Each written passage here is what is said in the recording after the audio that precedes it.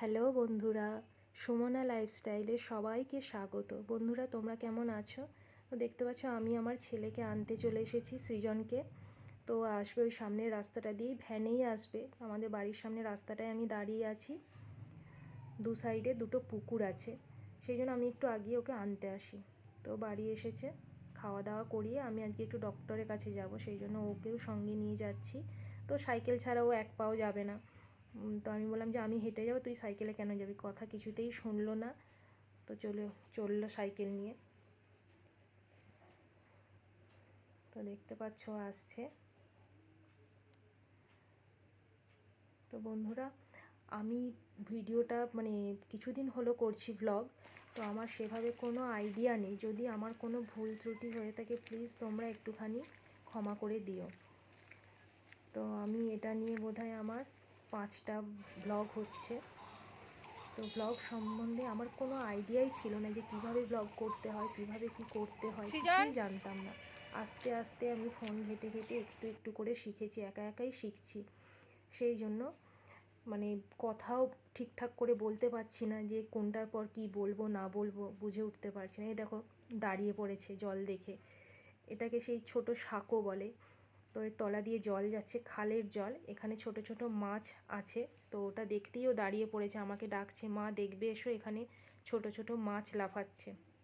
সেই জন্য দাঁড়িয়ে পড়েছি আমরা। তো এবার আমরা যাব ডক্টরের কাছে। আমি একটা হোমিওপ্যাথির ডক্টরকে দেখাই, তো ওখানেই যাচ্ছি আমার একটু নিজের প্রবলেমের জন্য। তো গিয়ে ওখান থেকে এসে তারপরে এবার ছেলে বায়না করছিল যে একটু মাঠের দিকে যাব, তো ওখানেই যাব ফিরে এসে। তো ওই যে ডক্টরের কাছে চলে এসেছি, ওই যে পিছন দিকে যে দরজাটা দেখতে পাচ্ছ ওটাই ডক্টরের রুম। তো ওখানে যাব, গিয়ে ডক্টরকে দেখাবো। আর পিছনে ওটা যে রাস্তাটা দেখতে পাচ্ছ ওটা হচ্ছে আমাদের মেন রোড, ওই যে বাস যাচ্ছে। আর তার আগে যে গ্রাউন্ডটা, এটা এখানে ফুটবল খেলা হয়, এটা একটা বড় গ্রাউন্ড। আর যেখানে আমরা ডক্টর দেখাতে এসেছি ওটা একটা দুর্গা মন্দির, ওখানেই ডক্টর বসেন। তো ওনার কাছেই এসেছি, দেখিয়ে বাড়ি যাব।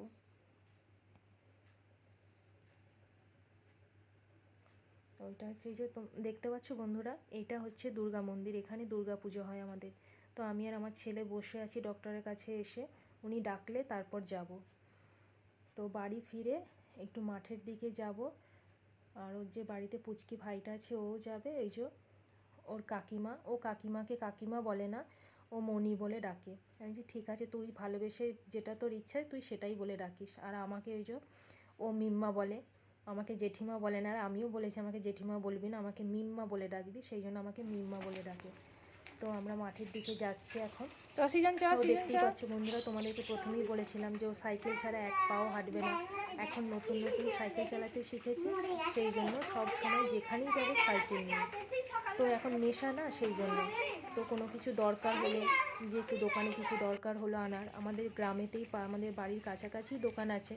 তো ওই সাইকেল চালানোর নেশায় ও এখন যাই বলে যে মা যাবো, নিজে যেচে এসে বলবে, সেটাই আর কি। যখন একটু বড় হবে তখন আর এই নেশাটা থাকবে না, তখন বলবে যে না পারবো না।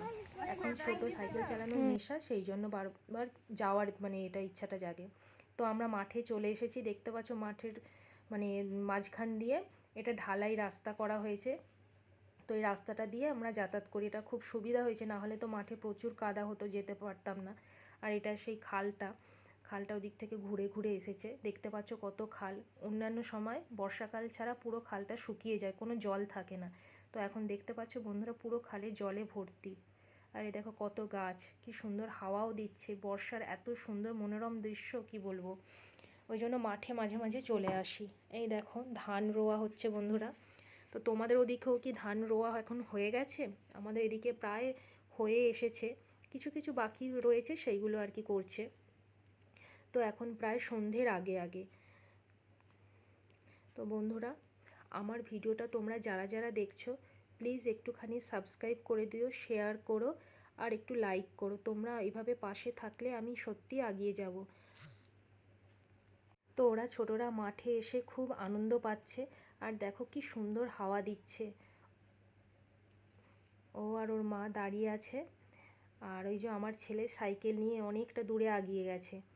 তো ওই ননদের মেয়েটাকে পিছনে চাপিয়ে নিয়ে আসছে। এতবার মানা করলাম যে চাপিয়ে নিয়ে আসিস না, পড়ে যাবে, কারণ তুই এখন নতুন সাইকেল চালাতে শিখেছিস, কিন্তু কিছুতেই কথা শুনবে না।